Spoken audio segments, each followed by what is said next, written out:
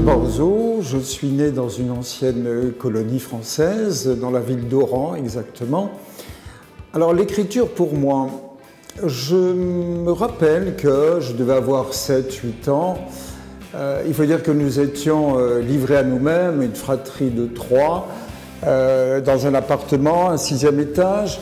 Et je me souviens que j'étais sur la table de la salle à manger et j'écrivais une lettre à ma sœur qui, elle, était en colonie de vacances en métropole. Nous étions en Afrique du Nord, à Oran donc exactement. Et je me souviens qu'au moment où j'écrivais cette lettre, j'étais équipé d'un crayon, du papier et d'un bloc. Eh bien, j'ai pris conscience que les mots étaient d'une richesse incroyable. J'avais presque le sentiment, et je n'ai pas oublié cet instant de prise de conscience, j'ai eu vraiment le sentiment que le mot était comme de la matière, hein, presque solide, et avec d'infinies possibilités à partir de ces mots. Au plus loin que je remonte, c'est sans doute ça l'écriture pour moi. Et puis après, il y a eu des livres, L'Oiseau bleu, un livre que l'on consulte à l'école. Et puis, ma sœur avait reçu un prix, un Don Quichotte, un volume sur le Don Quichotte sans images. Et ça m'avait frappé. Cette masse de mots, ces pages remplies de mots, encore une fois, c'était assez impressionnant. Et puis, je fais un bond tout de suite dans les années 80.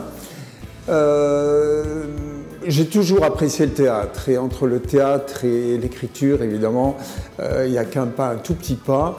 Je logeais à l'époque, à l'étage, je louais un appartement à Paris, sous l'appartement de la romancière Dominique Rollin. Oui? C'est la dernière phrase. D'accord. Bien, je me reporte maintenant au début des années 80 à Paris. Je louais un appartement sous celui de la romancière Dominique Rollin. Et en fait, tout a commencé là, la vraie histoire de publication pour moi. On s'est croisés dans l'escalier, elle m'a demandé, je ne sais pas comment c'est venu, mais elle m'a demandé, vous écrivez, hein. Elle a demandé à avoir un manuscrit, et puis ça lui a plu. Dès lors, elle a présenté à une maison d'édition.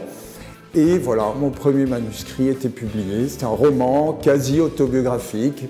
Et c'est Oran, hein, c'est Oran, ma ville de naissance. Puis il y a eu un deuxième roman, etc.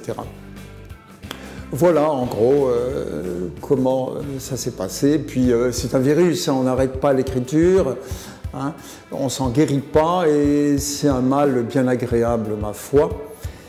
Quant au salon du livre, j'aime beaucoup l'échelon local. Je crois beaucoup au local que j'oppose au global, hein, qui aujourd'hui détruit pas mal de choses, pas mal de repères, pas mal de sociétés.